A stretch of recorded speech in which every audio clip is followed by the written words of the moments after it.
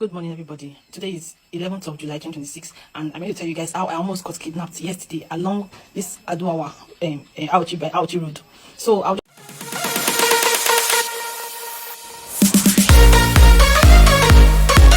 At this point, the insecurity in Nigeria is becoming so alarming. Guys, I don't think there's anywhere in Nigeria that is actually safe. Before, we're thinking, okay, it's happening only in the north, but now it has gotten to the south, even the west. Guys, in this video, this young lady will be narrating how God saved her from being kidnapped in Benin City, the same Benin City that has been a very safe land. That's to show you that there's no way safe in Benin City and in the Nigeria right now. So keep on watching and listen to our narration. We just have to be careful right now. Very, very vigilant and be observant. Keep on watching, guys, and comment your opinion down below after watching this video.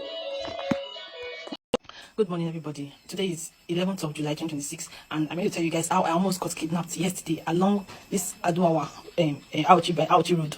So I'll just say it how it is. So yesterday, I already had plans to go out yesterday to hang out with my friend at Upper Mission. There's one Matthias there. So I already had plans to hang out there.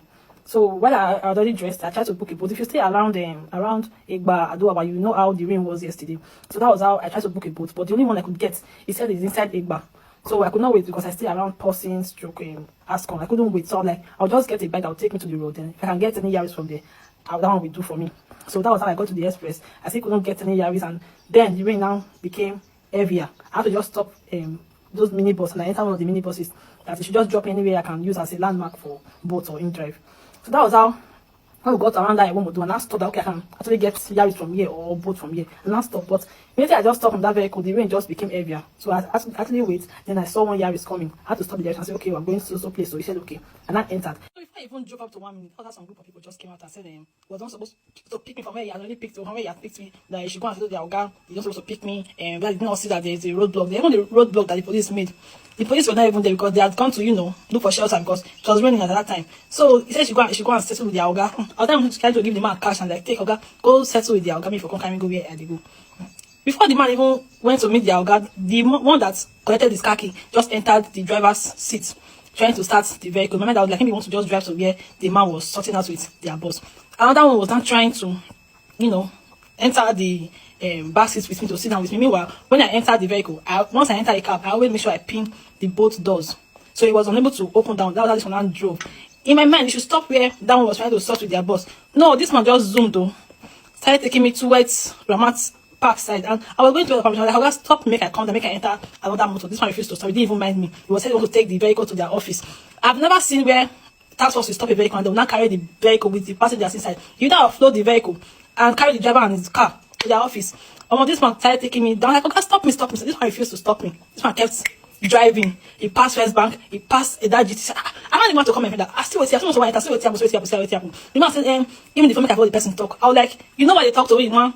And you buy me phone. Don't try to think I give you for me for the person talk. You know why they talk to me? My phone like, come. They said the man is just on the speed lane. The man refused to even slow down, and the road was free, meaning that the rain fell. This one refused to stop me. This man kept going. And I can't stop you be kidnapper. After even say you be kidnapper, he said if you say kidnapper, you go no. Then stop me. Let me come down. This man didn't even mind me. I was not like, what should I even do? My friend was even trying to book a cab to come and meet me, and there's no how he would have been able to even meet up with us or how to navigate. He didn't even know how to navigate the route because he doesn't even know anything about this Upper Mission stroke Aduawa. Doesn't even know about this axis. That was how I now came to my mind that I should wind down and start shouting kidnapper. And I had to wind down, start shouting kidnapper, so kidnapper, when I come, kidnapper, when I come. So the buses that were coming behind us started trying to meet up with this driver. Being that the man saw that I had started calling attention to that our vehicle, the man actually pulled over and asked me to come down. Meanwhile, we already gotten close to that Kilimanjaro. If you stay around Aduawa, you know the distance from that skill acquisition at Iwomodu. That's not too far from Gobadia. So Kilimanjaro, you know the distance now. Well, that's what was where this man now just asked me to come down. And when he was saying that she gave him that phone, I'm very sure that if I had given that phone, he would have seized the phone. Then I won't be able to reach anybody. And maybe if I had even come down from the vehicle, I won't be able to retrieve my phone. And now came down from the vehicle. Those boys that were trying to pursue the Yaris now came. But then asked me, what happened? I see what happened. He stopped the cab I entered. Now he refused to allow me come down. He said to the outfit. One was dancing. Now he do our daughter. This is what happened to our daughter. This is what our daughter said. Similar thing that I just experienced at that time. I was not just trying to say maybe this is their new tactics of kidnapping people. Maybe since this their diamond whatever does not work for them, this is what they now do in Benin City. Since the government is trying to even make these kidnappers not to exist again, but they are still looking for one way or the other to make sure they do they carry out their evil acts. And when I actually cross to the other side of the road to take a vehicle back to where I can get bus to Upper Mission, and I entered another motor, it now stopped me close to the place where that man carried me from. That was when I saw, when I was trying to stop at that vehicle, and I saw that the man that said he was taking that vehicle to the office, he went and turned and came back to that same place that he had picked me from.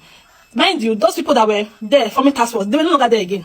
They were. So I just want to urge every one of us to be very, very vigilant in this, especially in this Aduawa Road, Ikwen, all those houses. Be very, very vigilant. I've not even recovered from the one that Amabas came to my house about 2 months ago to take all my valuables. I have not even recovered from that one. It's barely 2 months that incident happened. I have not even been able to recover from it. Then this one now want to happen. I just want to put this video out there so that people will actually know that these people, they are not even giving up, even with the whole effort that the government is making. These people, they are not even giving up. They are either living from one tactics to another one. So you guys should just be vigilant and stay safe. Thank you.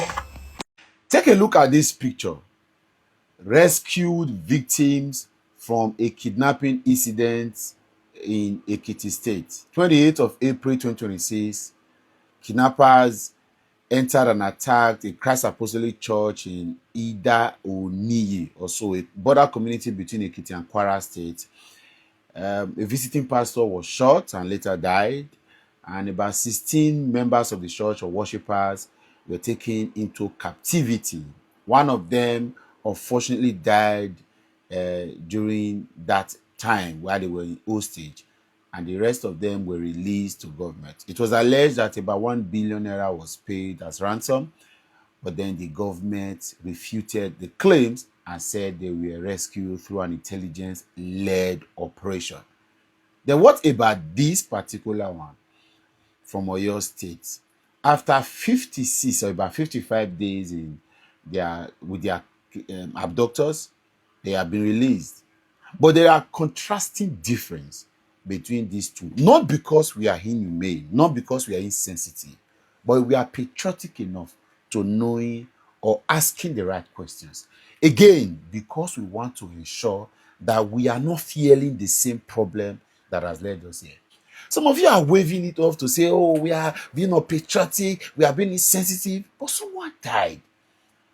The governor of Oyo State, Seyi Makinde, has alleged that he feels that this is too much politics being played, that he declared to run for the office of president today.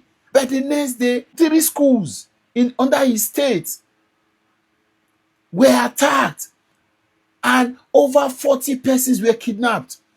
Until the last time he was speaking with Mr. Peter B, the president never spoke to him on the phone.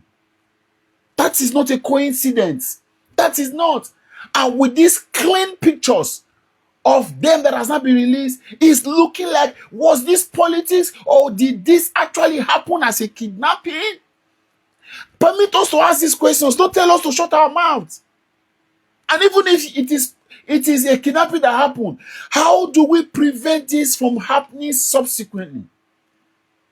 The talkative spokesperson of the president, the unfortunate Daniel Bwala, was on Al Jazeera with Mehdi Hassan on head-to-head. And then he said this. With respect to the kidnapping of children, the government has taken measures already. We've introduced what we call Save the School, where students and schools that are in remote places where there is no security are brought back into state capital where they get the education that they need. Has this been implemented? But he lied to the world.